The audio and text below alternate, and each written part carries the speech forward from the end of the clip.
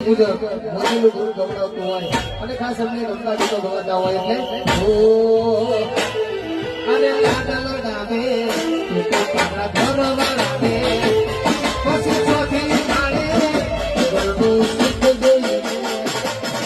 લાડલ ગાવે તારા ઘર વાળાને પછી ચોથી માળે ગરબું સુખ જોઈએ ઘરની દીવાલ